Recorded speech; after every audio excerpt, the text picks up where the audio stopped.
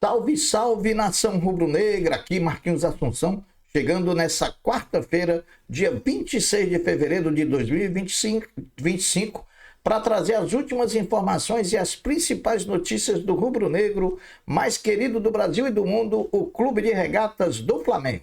Bom, antes da gente trazer esse giro de notícias do Mengão, eu peço a você, rubro-negro, que ainda não é inscrito no nosso canal, que você se inscreva, que você deixe o like, que você compartilhe os conteúdos nas redes sociais e que, por fim, você ative o sininho das notificações para que o YouTube possa notificá-los de tudo que estiver acontecendo de novidade aqui no nosso canal. Dito isso, vamos às notícias do Mengão, porque aqui não tem enrolação. Bom, meus amigos, a melhor notícia desse começo de 2025 não poderia ser outra que a alegria nossa poder dizer que o nosso artilheiro e centroavante Pedro está liberado para iniciar o condicionamento físico, última etapa pós-cirurgia para voltar aos gramados e jogar o seu belo futebol.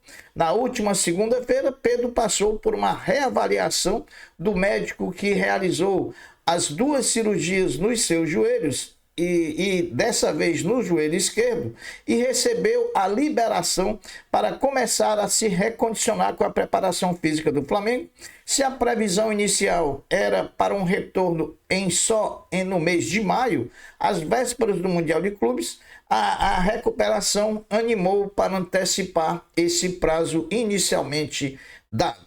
Se tudo ocorrer como esperado e Pedro não sentir mais dores, Pedro estará liberado para ser reintegrado ao elenco entre o final do mês de março e o início do mês de abril, mês em que deve voltar aos gramados vestindo o manto sagrado rubro-negro. Pedro fez a cirurgia no início de setembro de 2024 e depois da cirurgia iniciou o tratamento na primeira semana de outubro no Ninho do Urubu, ficando de fora até então do combate no Flamengo de 33 partidas. Depois da grande notícia de Pedro, voltamos ao clube propriamente dito e ao restante do elenco do Flamengo, que se reapresentou ontem, terça-feira pela manhã, no CT Ninho do Urubu, após a conquista da Taça Guanabara e também de duas folgas concedidas. E, nessa reapresentação de ontem, o técnico Felipe Luiz iniciou a preparação para a primeira partida da semifinal do Campeonato Carioca, que será sábado contra o Vasco da Gama, às 18 horas, no estádio Newton Santos, popularmente conhecido como Engenhão. Sobre o treino de ontem, o treino da reapresentação, os jogadores Ayrton Lucas e Dela Cruz treinaram normalmente com o restante do grupo, indicando assim que com certeza serão opções para Felipe Luiz na partida semifinal contra o Vasco da Gama no próximo sábado. Em relação aos atletas Juninho e Alexandro, os dois jogadores que se recuperam de lesão também treinaram ontem no gramado, terça-feira, somente que de forma separada do grupo principal. Dependendo da evolução de ambos, podem virar ainda opção para sábado ou não para o técnico Felipe Luiz. Ontem à tarde, reunidos na Federação de Futebol do Estado do Rio de Janeiro, Flamengo, Vasco, Fluminense e Volta Redonda deliberaram sobre as semifinais do Carioca 2025, assuntos como local, horário, arbitragem, datas para as finais do campeonato e tudo mais relativo às disputas finais do Campeonato Carioca de 2025. Já havia definição de que Flamengo e Vasco fariam as duas semifinais jogando nos dois próximos sábados, 1º de março e 8 de março, agora com a confirmação do horário para 18 horas as duas partidas e tendo como local o estádio Newton Santos, o Engenhão na primeira partida, que é mando de campo do Vasco da Gama, e o estádio do Maracanã na segunda partida essa que tem mando de campo do Flamengo. Sob a arbitragem foram divulgados os árbitros dos dois confrontos entre Flamengo e Vasco, ainda sem as respectivas equipes completas na partida inicial do confronto da semifinal do Engenhão com mando de campo do Vasco, no próximo sábado, dia 1º de março. O árbitro vai ser Wagner da Silva Magalhães, ele será o árbitro. Já no segundo encontro, no Maracanã, comando de campo do Flamengo, o árbitro será Bruno Arleu de Araújo. Sobre a primeira partida no Engenhão, o BEP, Batalhão Especializado em Policiamento de Estádios, por questões de segurança, pediu para que os setores norte e sul, ambos atrás dos gols, sejam fechados nessa partida, o que representará até menos de 8 mil torcedores dentro do estádio. Fazendo um comentário aqui bem en passant, bem objetivo, se o Vasco, com essa birra de tirar o jogo do Maracanã, pode estar dando um tiro no próprio pé, tentando tirar o Flamengo de uma eventual zona de conforto, quando o próprio Vasco não tem também costume de jogar no gramado sintético. Então, o feitiço pode até virar contra o feiticeiro, porque se você for ver que o gramado sintético ele favorece o jogo de velocidade, o jogo rápido, é a característica do time do Flamengo. O Flamengo tem jogadores muito rápidos e o Flamengo tem também uma transição ofensiva muito rápida. Então, olha o que eu estou dizendo. O Vasco vai pagar por essa incoerência, podem acreditar. Divulgado ontem pela FERJ, da terça-feira, o borderô financeiro da partida Flamengo 5, Maricá 0, que definiu o Flamengo como campeão da Taça Guanabara, essa partida que foi realizada no último sábado no Maracanã.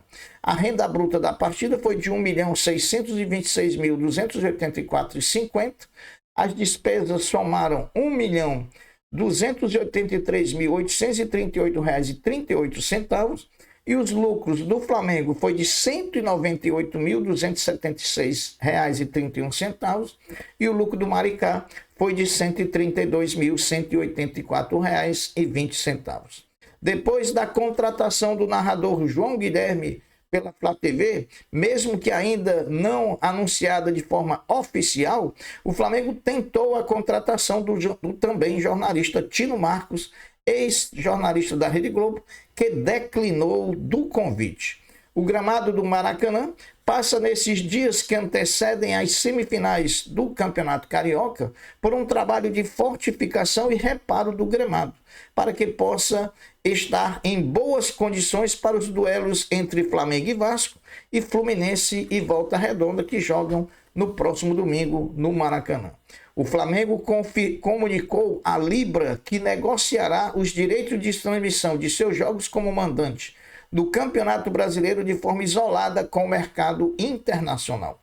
O clube rubro-negro, dirigido por Luiz Eduardo Batista Ubap, alega que foi uma promessa de campanha do próprio presidente e não vai participar da negociação em conjunto com os 11 clubes da Liga Forte União para a venda das partidas para o exterior. O Flamengo realiza no próximo dia 24 de março as suas últimas eleições internas. Agora chegou a vez do Conselho Fiscal, que por enquanto tem 4 chapas inscritas, porém ainda nenhuma delas homologadas. Podem haver mudanças significativas no número de chapas inscritas para no dia da eleição, dia 24 de março. As chapas inscritas, as 4 chapas inscritas até agora, têm na cabeça os seguintes nomes. A primeira tem Adalberto Ribeiro, a segunda Beni Kessel, a terceira José Pires e a quarta Paulo Roberto Gomes. São os candidatos a presidente do Conselho Fiscal do Flamengo. O Flamengo anunciou na tarde de ontem, terça-feira, a renovação de contrato do quarteto campeão da ginástica artística, composto por Flávia Saraiva, Jade Barbosa, Lohane e Rebeca Andrade. O novo contrato do quarteto campeão da ginástica artística rubro-negra terá duração de 4 anos.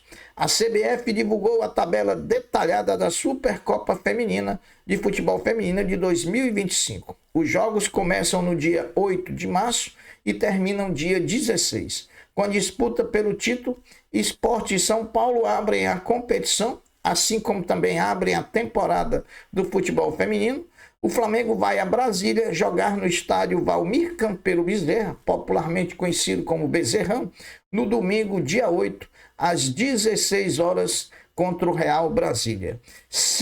Para finalizar esse giro de notícias, segue a indefinição de qual destino terá o jovem Lohan, meia atacante do Flamengo, que tem proposta de 4 times da Série A do Brasileiro. Proposta do Bragantino, proposta do Bahia, do Fortaleza e do Mirassol. Surge o tricolor cearense, o Fortaleza, como favorito a ter nos seus quadros a jovem revelação rubro-negra, por conta principalmente da situação administrativa e financeira atual que vive o time cearense, sem falar que o time do Fortaleza disputa a Libertadores da América versão 2025. Bom, meus amigos, as notícias do Mengão nessa quarta-feira, 26 de fevereiro de 2025, são essas. Eu vou ficando por aqui, deixando um até breve, um até logo, dizendo fiquem todos com Deus, porque eu sempre estou com ele. Saudações rubro-negras, fui!